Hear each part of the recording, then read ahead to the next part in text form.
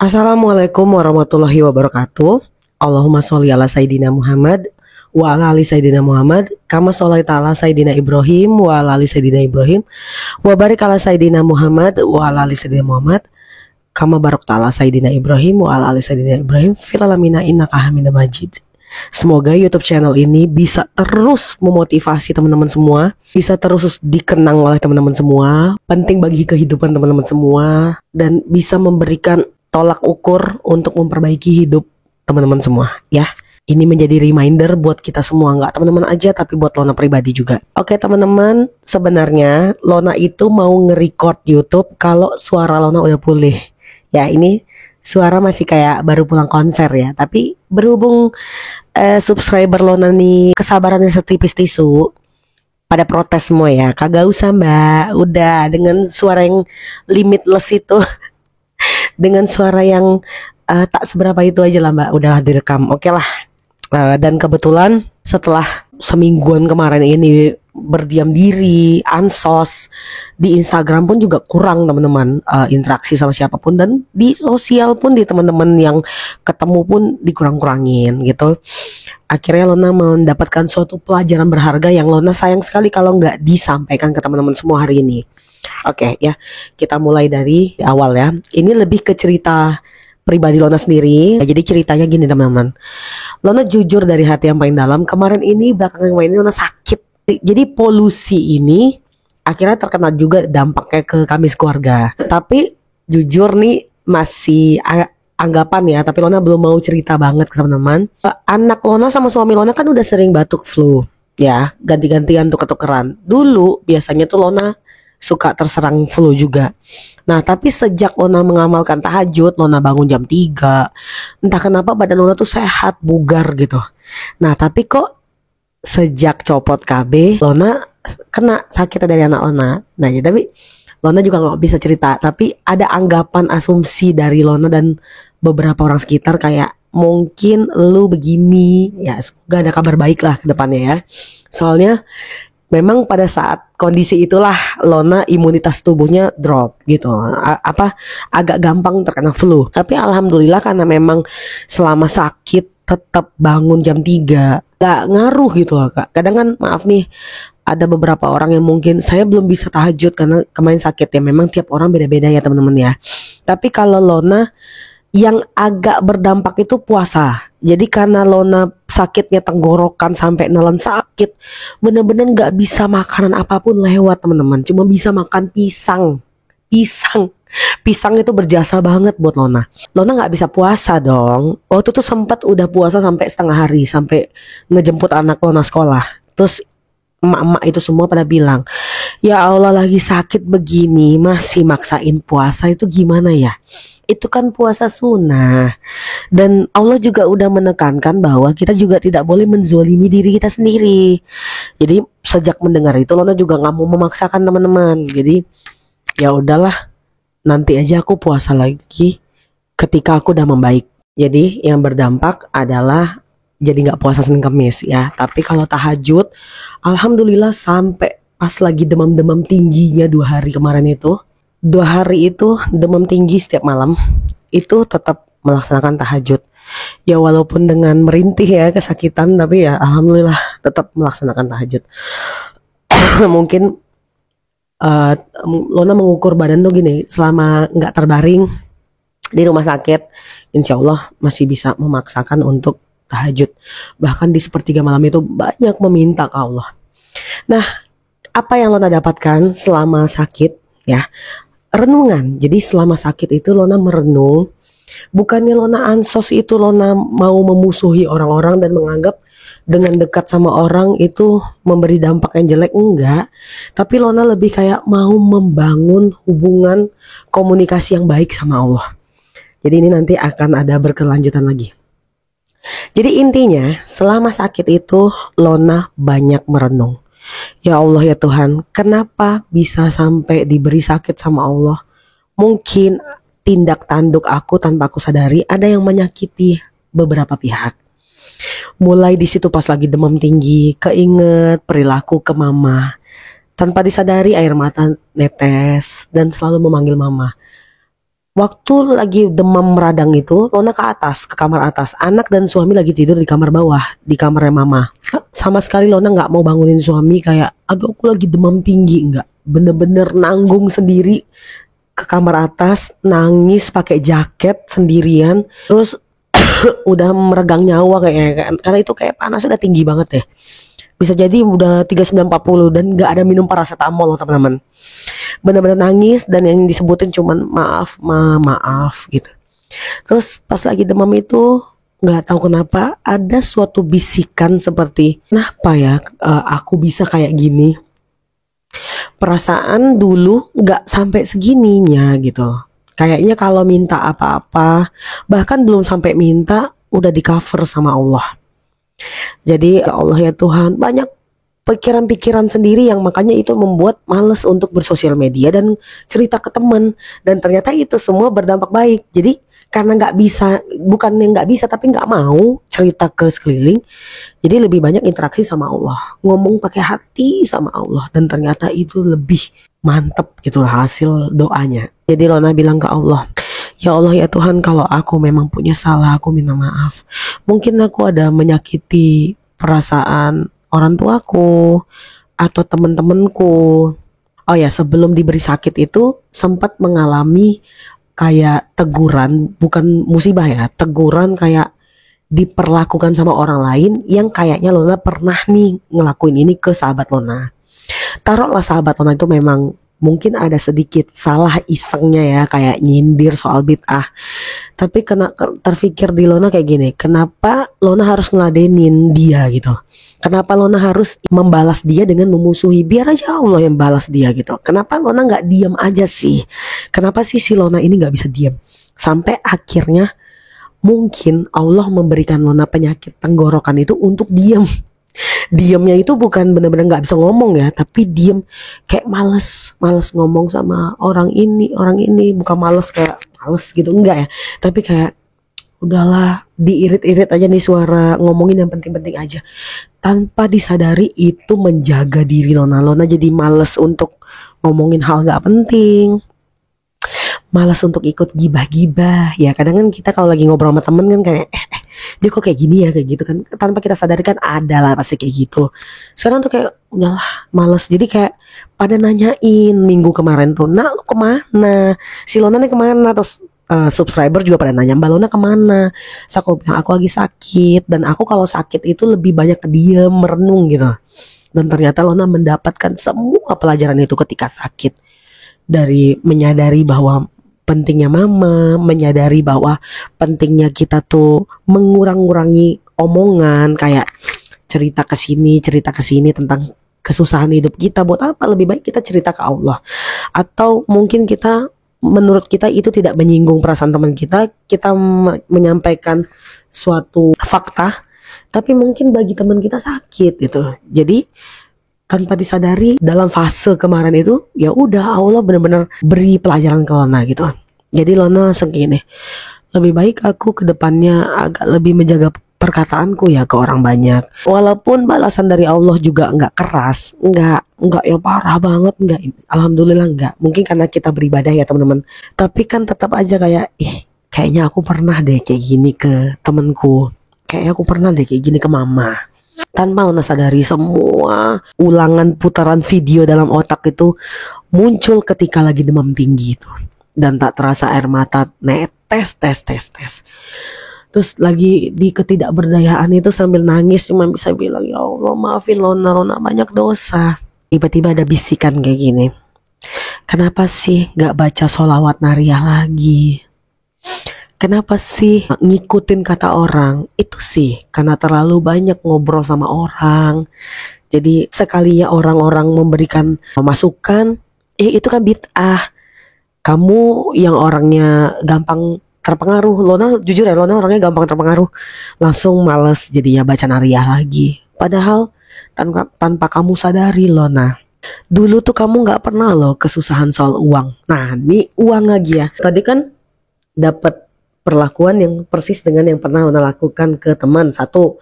Yang kedua, demam tinggi sampai sulit ngomong, semua sakit di tenggorokan, semua rongga sampai ke kuping-kuping budek. Itu karena apa? Karena maaf, mungkin ujiannya tuh gini ya, suka mendengar hal-hal yang gak baik, terus suka menyampaikan atau mengucapkan lagi kata-kata yang menyakiti orang depannya gitu loh, walaupun itu fakta ya disampaikan ya. Jadi dari sakit tenggorokan yang kemarin gara-gara polusi ini, Lona mendapatkan banyak pelajaran kayak tolonglah dipilah-pilah lah Lona lah, yang didengar itu yang baik-baik, yang disampaikan ke orang-orang yang baik-baik gitu. Jadi Mbak Lona ini juga banyak belajar teman-teman gitu loh. Jadi review, direvisi apa yang salah di diri kita pada saat kita sakit. Jadi jangan ngeluh terus, kenapa aku sakit, aduh aku sakit, bangunin suami, aduh aku sakit nih. Itu ngapain? Kita tenang, kita bangun komunikasi yang baik sama Allah Subhanahu wa taala, dan kita tanyakan, ya Allah, apa dosaku? Dan akhirnya kita ketemu jawabannya. Oke, yang ketiga ya. Jadi dalam waktu beberapa belakangan ini Lona udah pernah ceritakan ke teman-teman bahwa Lona itu kerap sekali kekurangan uang. Bukan kekurangan uang sampai ngutang gitu, enggak ya teman-teman ya. Tapi karena Lona udah pernah cerita kan, apa yang mencarikan suami. Loh, suami Mbak Lona kan gaji udah naik. Suami gaji udah naik, tapi kita ngasih orang tua juga naik juga. Kebutuhan kita juga udah mulai naik, karena kan anak sekolahnya, si Mia kan yang tadi TKA, dia akhirnya TKB, nanti mau SD. Terus udah gitu pakai acara masalah lagi sama mama kan. Ya mungkin yang tadinya mama ngasih uang jajan buat Mia anakku, terus ngasih uang jajan juga buat aku yang gak nyari uang. Tiba-tiba dengan adanya masalah, gak ada uang sama sekali dari mama. Otomatis berpegang teguh dengan gaji suami aja, gak ada tambahan. Ya dulu aku jualan online shop, aku jualan baju gamis gitu, aku jualan tumbler, aku desain tumbler sama suamiku, jadi bisa custom, lumayan lah, ada sampingan dulu. Terus tiba-tiba sekarang aku fokus sama YouTube. Dan sampai detik ini teman-teman, aku belum menerima uang apapun dari YouTubeku, karena aku udah sering cerita sama teman-teman. Ya intinya hidup dari gaji si papi nih, suamiku. Sebulan, 2 bulan, 3 bulan bisa dilewatin dengan sholawat yang lain ya. Gara-gara aku kena terkontaminasi dengan bid'ah itu, akhirnya aku mulai gak punya pendirian. Jadi tiba-tiba tahu adrik nih, aku baca sholawat adrik nih. Nanti dengar orang testimoni baca sholawat Ibrahimiyah, sholawat Ibrahimiyah dari Ustadz Syekh Ali Jaber, aku ngikutin, amalin. Udah dapat hasilnya, aku nanti pindah lagi ke sholawat Sajaratun Nukut, sholawat pohon uang. Jadi aku kayak tidak seperti Lona yang 2 tahun yang lalu, yang nariah aja tapi udah mengcover semuanya, konsisten gitu, satu aja. Ya seperti kata ustadz ya, amalan agama kita tuh banyak teman-teman, makanya kalian tuh beruntung jadi umat muslim, beragama muslim, karena amalan kita tuh beragam. Ada yang seneng ngaji Al-Quran sampai menghafal, ada yang seneng sholat duha, ada yang mengamalkan sholat tahajud, ada yang mengamalkan puasa Daud, ada yang mengamalkan puasa Yaumil Bid, ada yang mengamalkan puasa Senin Kamis aja, ada yang mengamalkan astagfirullah aja sama alhamdulillah banyak-banyak, ada yang mengamalkan sedekah subuh, ada yang mengamalkan ngasih makan ke anak yatim. Pokoknya beda-beda. Dan ternyata kata Ustadz Khalid Basalamah apa Ustadz Adi Hidayat, nanti kalau kita udah diukur itu pakai timbangan, itu mana timbangan yang berat, amalan itulah yang akan mengantarkan kita masuk pintu surga. Jadi kita tuh bakal masuk di pintu surga yang rajin duha, yang pintu yang ini, yang rajin tahajud yang ini. Apalagi kalau kita bisa melaksanakan semuanya. Tapi kita juga jangan kemaruk ya teman-teman ya. Kita ukur diri kita juga gitu loh. Makanya Lona bilang sama teman-teman, Lona jadi tidak stabil kemarin itu karena pindah-pindah sholawat. Nah semenjak sakit kemarin, tiba-tiba ada suara kayak bisikan, kenapa sih nggak nariah lagi aja. Akhirnya Lona baca lah teman-teman, nariah selama sakit sampai akhirnya ketiduran dan pagi ya. Dan pagi itu suami datang dan akhirnya dibeliin obat apa gimana lah sama ini tapi nggak ke dokter. Alhamdulillah sekarang udah membaik, fisik membaik, dan nariah jalan terus. Jadi Lona udah hari keempat nih sekarang mendawamkan nariah itu 200 ke atas ya. Karena mohon maaf nih, kita kan dari yang nggak baca lagi tiba-tiba baca lagi, ya pemanasannya harus dari awal lagi teman-teman. 200 udah syukurilah banget. Teman-teman tahu, Lona kan lagi ada masalah dengan, bukan masalah keuangan ya. Uang itu ada teman-teman, tapi udah dipos-posin. Jadi kayak karena kita semuanya bayar sendiri, udah kita pos-posin untuk biaya PBB rumah, biaya untuk perawatan mobil, biaya untuk pajak mobil, pajak motor, biaya listrik, biaya sekolahnya Mia, nanti biaya buat promil. Jadi udah kita pos-posin, ngemeng-ngemeng nih yang jadi pegangan kok cuman segini. Terus stres sendiri kan, memikirkan ya Allah ya Tuhan, tanggal 25 lama banget si papi gajian lagi. Sampai akhirnya Lona berpikiran kayak gini, ya Allah ternyata kayak gini ya susahnya hidup gitu loh. Akhirnya aku ada di fase ini. Mungkin selama ini aku di cover sama mama, ya, tanpa disadari air mata ini berlinang teman-teman. Air mata ini berlinang teringat dulu waktu papi nganggur. Mama itu ngebantu per bulan itu sekitar 5-an lah. Ya 5-an. Karena kita masih bertahan dengan uang pesangon si papi kan. Lumayan gede waktu itu. Jadi mama bantu 5-an untuk kebutuhan kayak Mia, susu Mia, pampers. Waktu itu masih pakai pampers.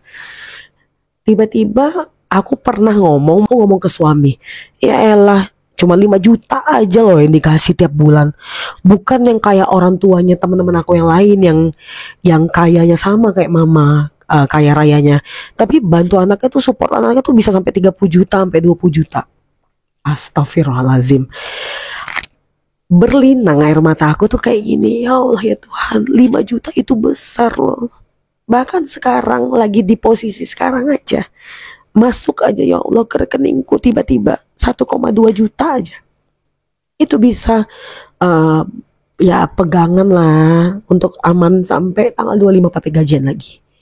Ya, ini pegangan aku ini setelah pembantu udah dibayar, listrik udah dibayar, udah kayak belanja bulanan udah dibayar, udah semua dipos-posin. Aku kan orangnya mantan orang bank ya teman-teman, jadi keuangan itu udah dipos-posin. Tapi pegangan kita itu kok cuma segini gitu, tuh tinggal segini. Akhirnya dengan sabar dan mengakui kesalahan itu, Lona baca nariyah 200 aja per hari. Nggak 200 pas ya teman-teman ya, kadang ada 222, ada 256, ada 209 pernah 3 hari. Ya, tiba-tiba di hari ketiga aku kepikiran untuk telepon mama, karena kebetulan hari Sabtu aku telepon mama. Ini aku udah baca sholawat yang lain ya sebelumnya. Kan aku udah pernah cerita waktu itu baca sholawat apa. Tiba-tiba udah membaik tuh hubungan sama mama ya kan. Adrik nih ya kalau salah. Nah tapi yang membaik aja. Kayak mama tuh masih nggak mau juga ngirim-ngirimin ya. Aku juga mungkin mama ngerasa kayak ya anak gue juga keras. Nggak mau minta tolong juga. Nggak mau cerita juga kalau dia lagi kepepet uang atau apa. Dia sombong juga nih, nggak mau ngakuin kondisinya karena dia tahu aku tuh orangnya tegas, mandiri, dan nahan masalah aku tuh sendiri. Ya buktinya sakit aja aku merenung sendiri di kamar, kan bahaya banget kan. Jadi akhirnya aku nelfon mama, terus Lona suaranya kenapa? Pertanyaannya pertama itu. Ya mah lagi sakit mah, alhamdulillah lagi sakit, diberi sakit sama Allah. Sejak kapan? Udah jalan 4 hari lah mah. Terus oh gitu, lagi pengen makan apa gitu, nanya gitu. Tiba-tiba cerita doang, Lona tuh nggak ada nyeritain. Ya mah ini lagi kering banget nih keuangan, soalnya kan udah ngeluarin untuk PBB rumah, untuk bayar mbak, bayar listrik, semua segala macem, bayar uang sekolah Mia lagi gila-gilaan banget pelunasan, dan SD lagi ngebuka gelombang, jadi kayak duit lagi gitu loh. Jadi lagi kering banget. Aku nggak cerita sama mama ya, aku cuman iya mah pokoknya nyeritain tentang si Mia mau makan apa enggak, terus sekolahnya gimana, ya bagus-bagus aja. Tiba-tiba ayah ngambil telepon. Pokoknya mama sama ayah sih yang membuka obrolan tentang ya itulah nah hidup ini. Terkadang kita itu di posisi yang rasa-rasanya punya uang, tapi entah kenapa kita itu berpikir untuk ngeluarin uang. Bukan karena kita pelit, tapi kita mengutamakan hal-hal penting. Kita tak bisa pula kayak orang-orang yang pergi-pergi ke luar negeri gitu-gitulah, kata mama ayah nyeritain gitu. Terus tiba-tiba aku langsung bilang, iya sama lah sama Lona mah, ya Lona juga di posisi yang uang ada, tapi mau hura-hura, mau foya-foya ya udah nggak bisa. Sekarang lebih mikirin ke kebutuhan rumah tangga, kebutuhan sekolahnya kakak. Jadi kayak mikirin untuk egois ke diri udah nggak bisa gitu. Jadi memang kita itu dewasa dengan hidup itu dari situ. Lona bilang gitu kan. Terus tiba-tiba ayah memberi petuah, langsung ambil telepon. Lona yang sabar ya nak. Pokoknya nggak akan ada ruginya Lona kalau sabar dalam kesusahan hidup apapun. Ya, itu Lona pegang banget omongan ayah Lona. Jadi setiap petuah dari mereka tuh dahsyat banget. Kata ayah bilang, kalau hidup senang itu nggak perlu diajarin. Tapi kalau hidup susah, itu semua orang belum tentu bisa bertahan. Banyak yang sampai bunuh diri, banyak yang sampai mengambil jalan pintas kayak melakukan persugihan demi pengakuan orang sekitar, oh bahwa dia hebat segala macam. Tapi untuk bertahan di kondisi susah itu nggak semua orang mampu. Tapi kalau orang kaya raya, semua orang juga bisa. Anak SD pun diberi kekayaan juga dia bisa menikmatinya dengan mudah, kata ayah Lona. Iya ya Lona setuju, tangis tumpahan. Terus makanya Lona tuh jadi anak jangan keras lah nak. Orang tua tuh tak pernah pula mengukur-ngukur pemberian. Terus Lona langsung mikir kayak gini, wah ini kenapa ya bisa kayak gini? Apakah ini gara-gara nariahku? Terus tahu nggak teman-teman? Untuk pertama kalinya Lona nangis dan Lona minta maaf. Lona minta maaf dari hati banget. Mama, ya Lona minta maaf ya. Kemarin pas Lona sakit demam tinggi, kayaknya udah mau mati. Kayaknya panas Lona kayak tinggi banget waktu malam itu. Lona demam sampai ngigo. Mungkin ngigo terus di mimpi itu Lona nyebut mama. Mungkin Lona banyak dosa sama mama. Lona bilang gitu kan. Terus akhirnya Lona bilang sama mama, Lona minta maaf. Mungkin itulah hari dimana untuk pertama kalinya hubungan kami sebagai anak dan orang tua betul-betul sudah sembuh, sudah seperti biasa lagi. Kalau yang kemarin Nona bilang sama teman-teman udah nggak apa-apa, itu hanya komunikasinya yang udah nggak apa-apa. Yang tadinya tidak komunikasi tiba-tiba sekarang jadi komunikasi lagi. Tapi kalau kemarin itu benar-benar deep banget dari hati banget. Akhirnya komunikasi sama mama, kayak mengakui bahwa ya udah Lona salah. Itu kemarin. Terus tiba-tiba mantan pembantu Lona yang lama datang nih ke rumah. Lona bingung. Emang beberapa hari lalu memang pengen balik lagi kerja di sini karena yang lagi kerja di sini adiknya. Cuman kemarin itu katanya udah nggak jadi karena anaknya nggak ngizinin dia kerja lagi. Nah terus kemarin datang karena kebetulan dia memang punya utang sama mama dan ternyata mau bayar. Terus dia ngomong, Mbak Lona, aku di depan rumah, aku mau bayar utang ibu. Oh ya oke. Nah, dikasih uangnya. Terus oke, makasih ya mbak, nanti aku kasih ke mama. Dah pulang mbaknya, aku telepon mama. Sebelum pulang mbaknya bilang, tapi ibu tuh kayaknya nggak mau dikasih deh mbak. Soalnya kalau aku tawarin buat ditransfer aja ibu nggak mau. Katanya sih kasih ke Mbak Lona, katanya gitu. Terus aku telepon mama, ini sih mbak bayar hutangnya ke aku, hutang ke mama. Gimana, mumpung aku lagi mau keluar nih, kebetulan ada yang mau dibeli, mau sekalian aku storin ya, aku bilang gitu. Terus mamaku jawab kayak gini, nggak usah disetor. Kalau disetor juga lebih baik sih mbak aja dong yang setorin. Terus jadi gimana mah, pegang aja sama Lona dulu. Terus aku langsung bilang kayak gini, pegang sama aku sampai kapan? Sampai mama datang ke sini, aku bilang. Terus dia diam. Mungkin diamnya mama tuh kayak, lo nih kok masih gengsi juga sih, lo tuh ngaku aja deh lo tuh gak ada duit. Makanya gue tuh tahu banget lo tuh di rumah terus, gak ada kemana-mana gitu kan. Yang biasanya jalan-jalan, seneng-seneng, happy-happy, bawa-bawa Mia main, ini tuh agak berkurang intensitasnya jalannya. Ya kebetulan emang lagi sakit juga sih. Terus udah, gak usah, mama masih lama mau kesananya. Ini aja, pegang aja dulu sama Lona. Kalau perlu, terus mama nangis pas ngomongnya, kalau perlu Lona ganti aja ke dolar dulu diinvestasiin. Terus dia nangis. Mama nangis, aku nangis juga. Kenapa Lona nangis gitu? Ya mah jujur mah, sebenarnya nih aku susu Mia tuh udah mau habis. Aku mau beli susu Mia, tapi aku takut uang pegangan aku tuh kepake. Jadi untuk bertahan sampai papi gajian lagi.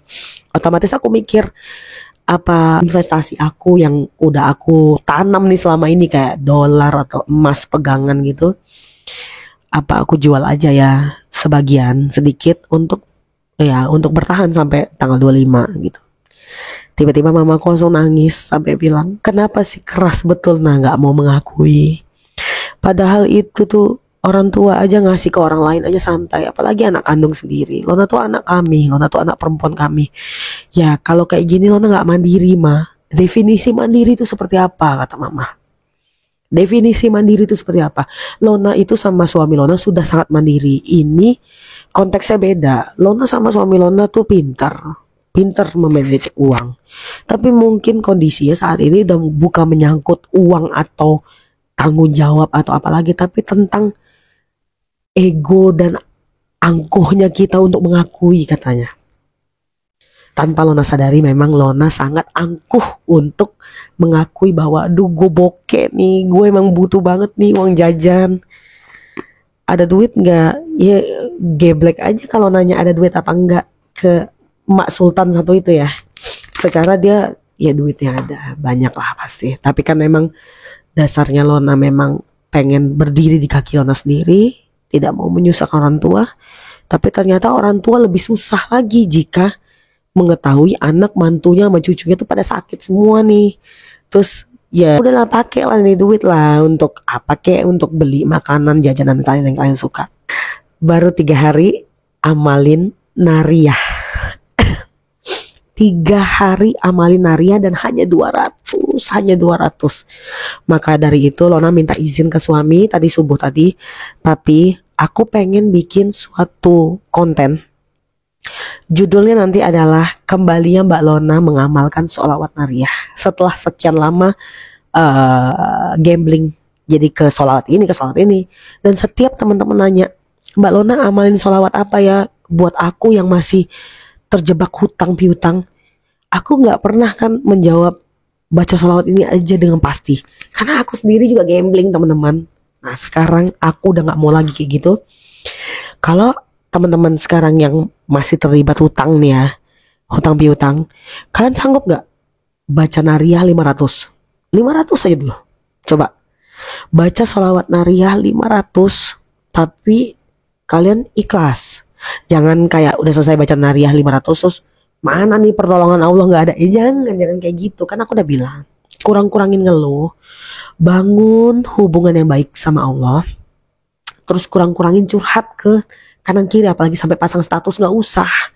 Kalian bangun di sepertiga malam, sholat hajat, istighfar banyak-banyak, habis itu sholat tahajud, baca sholawat Nariah 500 kali. Tapi kalau pas di tahajudnya Mbak Lona 500 kali bisa gempor, ya jangan, dicicil seharian. Aku 200 itu dicicil seharian penuh beraktivitas sampai malam, sampai mau tidur. Karena kan Nariah panjang banget. Jadi buat teman-teman yang masih terlibat hutang piutang, yang masih stres, masih galau segala macam, coba ya, daripada kalian terus-terusan nanya sama aku, Mbak Lona aku harus baca sholawat apa, dengerin kata aku, bisa gak baca dulu Nariah 200 pun kayak aku boleh, 300 boleh. Atau kalau kalian bisa lebih ekstrim lagi, kalian bisa gak 500? Kalau aku kan karena dari vakum tiba-tiba aku mau rajinin lagi, aku agak susah nih mau 300. 200 sudah paling mentok banget tuh tiap hari. Paling banter aku pernah 256. Mau ke 300 aku udah keburu ngantuk tidur ini. Ya, bismillah teman-teman, baca sholawat Nariah, insya Allah kalian bisa terbantu soal rezeki. Aku udah baca sholawat apapun bukan berarti aku bilang sholawat lainnya jelek. Sholawat lainnya juga mengantarkan aku pada kesuksesan YouTube.